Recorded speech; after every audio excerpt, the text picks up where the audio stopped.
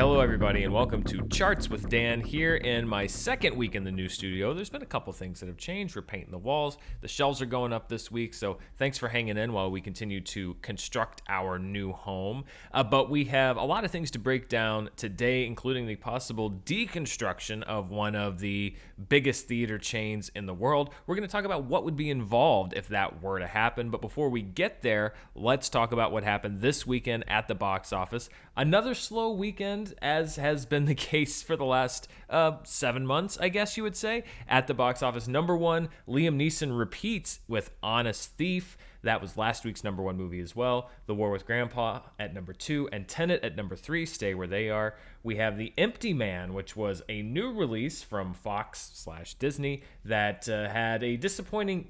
It's pretty bad when you could say a disappointing debut even during these pandemic times, but I would say a disappointing pandemic debut at $1.2 million, just over. And then at number 5, The Nightmare Before Christmas. 'Tis the season, and Nightmare Before Christmas gets 2 of them at just over $500,000. Tenet remains the only quote-unquote new release from the big batch of studio releases that's still in the top 5, as some theaters start opening around New York and different areas of New York, including upstate New York, but not New York City, not quite yet. Anyway, there are some theaters opening up in parts of California, but not Los Angeles yet. So we'll continue to see what Tenet does, although the more weeks that go by, you have to wonder if people are just going to, at this point, wait to see it whenever it comes to home media, whether that's Blu-ray, on-demand streaming, etc. But we will see very much an evolving situation. If we're looking at Europe and overseas, where things are now starting to close down again, Italy has shut their movie theaters. Will that happen again today? Will we see, Regal shut their theaters down for business reasons? Will we see more shutdowns because of rising rates here in the United States? We don't know, but that is something that we're seeing overseas. Let's look at what the 2020 box office looks like domestically. No change from last week. Tenet remains on a slow crawl towards overtaking the 7, 6, and 5 spots. It could knock out Onward, Call of the Wild, and Invisible Man in pretty quick succession if it can get there. Obviously, some more theater openings in major areas would be good for Tenet. And let's look at the 2020 worldwide box office picture. Again, no major changes here, although My People, My Homeland, as we mentioned last week, is the number 3 movie. Tenet, number 4. The 800, still number 1. Bad Boys for Life hanging in there at number 2. Who would have thought? Come October, back in January, that Bad Boys for Life would still be the number 2 film of the year. Looking down there at Onward, that's in serious jeopardy. As we mentioned last week, a Japanese release named Demon Slayer continues to do great box office. A Chinese release named Leap also nipping at the heels of Onward in that number 10 spot. So very likely that you could see Onward and perhaps even Invisible Man bumped off the list by 2 more films that are not driven by domestic marketplace, because the domestic marketplace is, let's be honest, it's depressed. I don't know really what other word you could say, but the fact that it is depressed right now. Something that was floated this week that would have been even worse news for theater owners were reports that MGM was shopping No Time to Die to various streamers around the marketplace, potentially for a massive amount of money. Now, the reported money that they were asking for was about $600 million. Now, that's a very salacious headline, but follow-up reporting from different trades, etc., have said that this was probably not serious talks, because MGM may not have even had the authority to negotiate this deal, at least as far as final terms go, because we always talk about movie broccoli. Well, there's actual broccoli producing this film, the Broccoli family. They produce the James Bond films, that they may not have even been aware that MGM was putting this offer on the table. So it looks more likely that this was never really a serious possibility, at least not so far. And potentially more that MGM, who, of course, wants a little bit of return on that investment. James Bond films are not cheap. Was just looking to see what the market might be. Reportedly, none of the major streamers found that to be something that was within their means. And if the streamers think it's too expensive, then you know it's too expensive. So even though there were some rumors to the contrary, it looks like right now, No Time to Die still on track for a theatrical release. This is something that they've been very committed to. But the fact that you get these rumors and stuff just goes to show you what kind of marketplace we're dealing with. Because think about a year ago, if there had been rumors that the new James Bond movie was going to get sold to Apple TV Plus or Netflix or whoever, it'd be ludicrous. Why would they ever do that? These are the times that we're living in. But as of right now, doesn't look like there's a whole lot of substance behind those rumors. Now, something that's not a rumor is the dire financial situation of AMC theaters. All theater chains, really, but AMC is the one that appears to really be coming to a head in the next couple months. AMC is now facing a very dire financial situation, more dire than the situation they faced earlier this summer. And so I wanted to break down what that picture would look like. When we say AMC could file for bankruptcy, what exactly does that mean? Well, first of all, let's look at why this is happening. And to do that, you really have to look at what the theatrical marketplace looks like this year compared to last year. So first, let's look at the monthly box office. So this is the total box office revenue by month. 2019, you see in blue, 2020 there in orange. And as you can see, January, actually 2020 had a higher box office revenue than 2019. February, the same thing. 2020 had a higher box office revenue than February. And then starting in March, you see things really start to drop off a cliff. Almost $1 billion in box office revenue in 2019. Just over $200 million in box office revenue in 2020. And then April, May, June, basically flatlined. And these are that's the heart of the spring and summer months. When you look at what what they did in 2019 on those months versus 2020, a complete flat line. You see that 2019 peaked up in July. It was still at the bottom there in 2020. A little resurgence in August and September. September was actually the peak month for the theatrical exhibition business since the pandemic started. It actually dipped in October. Now, this is not what theaters want. They wouldn't want to come back in August, pop up a little bit in September, and then go back down in October. You would think if the market was recovering that number would go up. But because so many movies have been pushed out of that month, because turnout was depressed for the movies that did come out, because New York and Los Angeles are still not open, the theatrical marketplace, even though more movies were coming out, actually took a dip in October. So that's the disparity when you look at it month by month. And we obviously knew this. The picture as far as how AMC got into this position is much more dire when you look at the cumulative box office for last year and this year. So this isn't month by month. This is the cumulative amount of money that the movies were producing as the year went on.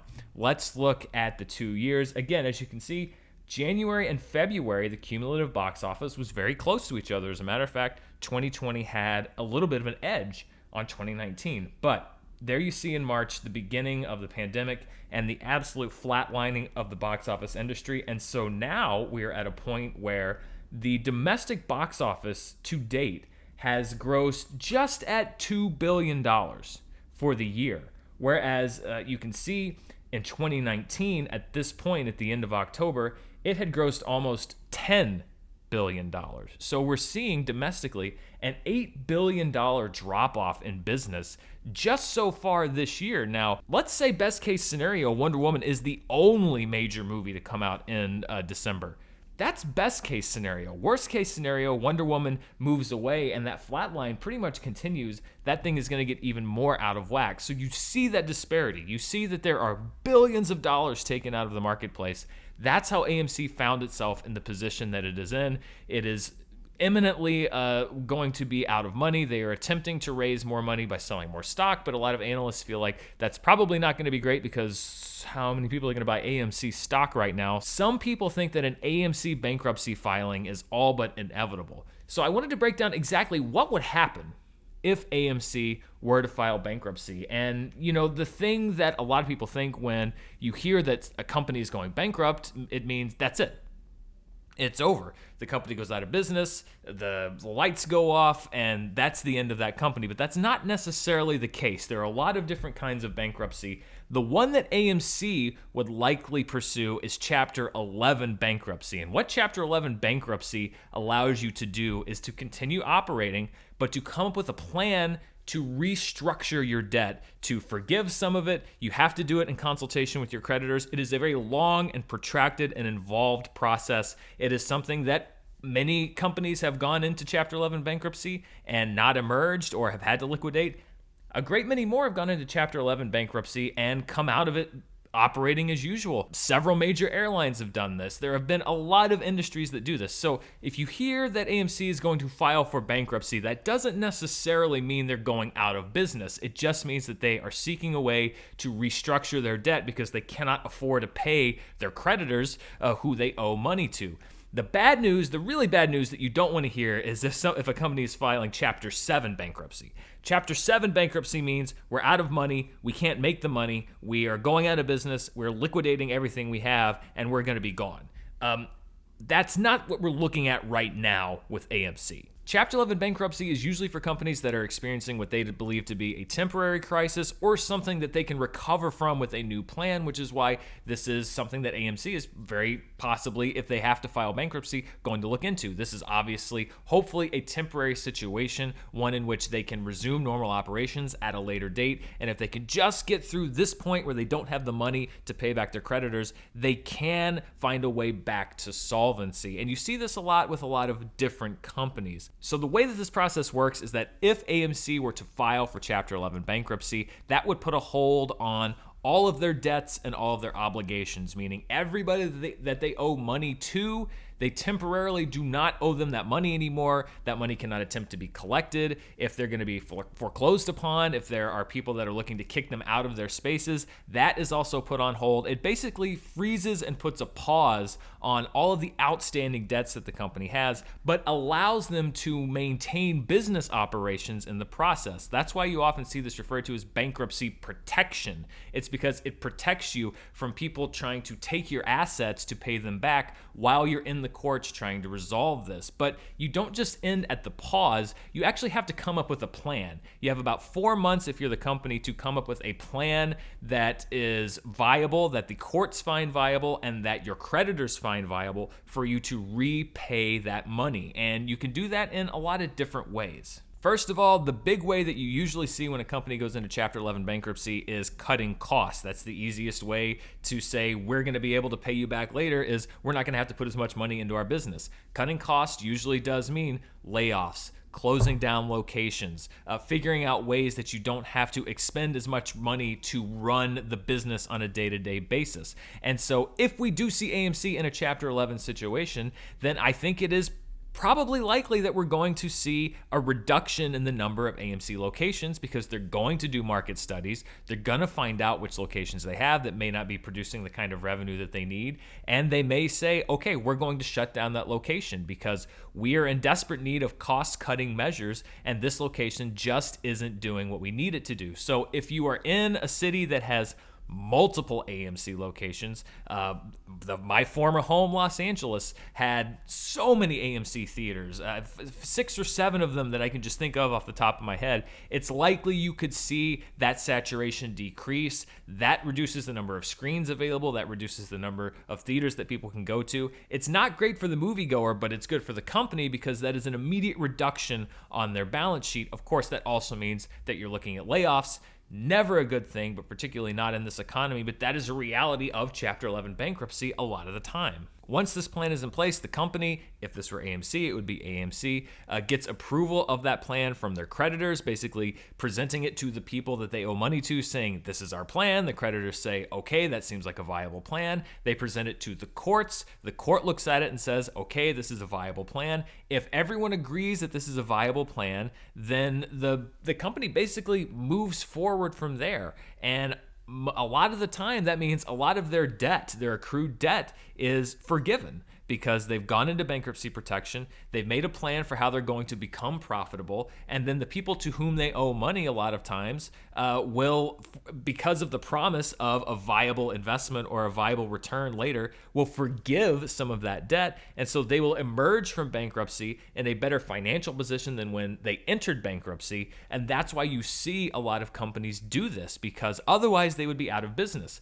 A lot of the creditors, yes, they could dig in their heels and and say, we want our money back. But if you do that and you don't approve a Chapter 11 plan for the company to go back into business, well, they're going to go out of business anyway. And they may liquidate their assets and you might get back some of what you invested, but you may not. So while it would suck to be a creditor and be owed a lot of money from a company and have them go into bankruptcy, you may just have to live with the fact that you're not going to get everything back, but continue this business relationship because it will be lucrative in the long run, perhaps more lucrative than just letting the company go out of business and losing that revenue stream entirely. There are more extreme measures that some companies have taken when they enter bankruptcy. Sometimes they'll just sell the brand. AMC could just say, you know what, we don't want to do this anymore. We're looking for a buyer. You find a buyer to buy the AMC name and say, okay, we are going to run the business from here on out. You use that money, some of that money, that the purchase price, to pay back some of the creditors, and then they may stay invested in that company, and it emerges from bankruptcy under new management. You see that sometimes. In the most extreme cases, the companies will say, we don't really have a plan, or the creditors will say, we don't like your plan, and they will dissolve the company anyway and liquidate, and that'll be it. That would involve AMC basically ceasing running theaters altogether. They would liquidate their assets. They would liquidate their locations unless somebody came in wholesale and bought everything. But that is rare, particularly when Chapter 11 is filed. A lot of times, what you will see is this emergence of the company with a reduced debt to continue going on in the future. So when we're talking about AMC and bankruptcy, I know a lot of people say, oh, that means they're going to go out of business. That's not necessarily the case. As a matter of fact, I think it's probably pretty likely that if AMC runs out of money and decides to file Chapter 11 bankruptcy, other than some theaters closing, you probably won't see much difference in the way that your local AMC theater is run once it opens again, while the case is going through bankruptcy. Now, if there are some big turns in that bankruptcy case, and those can take months, those can take years, then much more extreme things can happen. But it's not worth ringing the alarm bells yet to say, if AMC runs out of money, then all the theaters are going to go out of business. That's not necessarily the case. Sadly, that's more likely the case for a smaller independent theater who's not a big company, who can't have really that plan to emerge from bankruptcy by being profitable because you're smaller. You don't have the assets. You don't have the infrastructure. You don't have that leverage. That's why this is a much greater threat for smaller, more independently run theaters than it is for big corporations. Big corporations have the wherewithal to weather a long, protracted, drawn-out bankruptcy case. Smaller theaters and smaller businesses really don't. That's why the impact is so serious on that front. This is something to keep an eye on. We don't know yet if this is going to be what happens with AMC. They may find a revenue stream. Perhaps the clouds will part and Wonder Woman will come out and everyone will go see it, and by $1, like in It's a Wonderful Life, they will survive to live another day and not have to go through this process, because it is a costly, protracted process. It is not good for shareholders. No company really wants to do this unless you really just want to shirk your debts and emerge from it, scot-free, so to speak. You don't really care about your reputation. But I think AMC does. I don't think they want to do this, but it may be something that happens. So this is something to keep an eye on in the next couple months. What is AMC going to do? What are the other chains going to do? Because many of them find themselves in a very similar position. It is a very interesting thing to watch, but as this actually becomes more of a reality, I wanted to go into it a little bit today because it's not quite as scary as it sounds from a consumer standpoint, although from a business standpoint, it is definitely not good news. Let's go back to a time when we weren't talking about theaters going bankrupt and do a flashback to the box office. We're going back 6 years ago when the number one film of the week was Ouija, or however you want to pronounce it. We always said Ouija. But number two was John Wick, which opened with $14.4 million, did not open number one, was a bit of a sleeper hit, and then, of course, spawned two very successful sequels. Always interesting, though, for me, to look back and see that John Wick was not an instant success, although that's a great opening for its budget. That franchise definitely built over time. Then at number three in week two was Fury. Week four in the top five still. This is a big hit back in 2014. Gone Girl, starring Ben Affleck. And then The Book of Life back at number 5 in its second week. A lot of people compared that to the film Coco, which also came out a few years later, but did better than The Book of Life. But there that was in its second week of release. Also, some notable moments this week in box office history. Back in 1941, Disney released Dumbo, which I know is one of my favorite critics, Leonard Maltin's favorite films. Also, 1964, My Fair Lady, which would go on to win Best Picture, opened in the box office. In 1978, 'tis the season, as I said, with Nightmare Before Christmas, John Carpenter's Halloween hit theaters in 1978. I believe that would be 42 years ago. Hard to believe it was that long ago. And then in 1984, The Terminator, James Cameron's The Terminator, opened at number 1. Again, a bit of a surprise hit, at least for the fact that it didn't come in with a huge budget or as much hype as a lot of other movies. Obviously, we have seen many sequels to that film over the years, one of which could be universally qualified as good. Let's go to the top 10 Amazon charts to see what people are watching at home. And at number 1 is Love and Monsters, much like last week. At number 2, Mulan from Disney. At number 3, Halloween Town, The Doorman. Hocus Pocus is at number 5, just ahead of The Nightmare Before Christmas. A lot of Halloween movies, not surprisingly, there in the top 10. Then we have Antebellum hanging in there at number 7. The King of Staten Island, still clinging to the charts all summer long. People still renting and buying that film. Then Rogue at number 9. And at number 10, the only new film this week on the Amazon charts, After We Collided, which is the sequel to the film After. That has actually been a surprisingly strong hit in the international box office. It hit in select theaters where it did not chart in the top 5, but much more so at home, streaming, etc. That hit this week, and we're going to see it in this other chart as well. Let's look at the top 10 that people have been watching on iTunes. And After We Collided, people going to their Apple devices much more frequently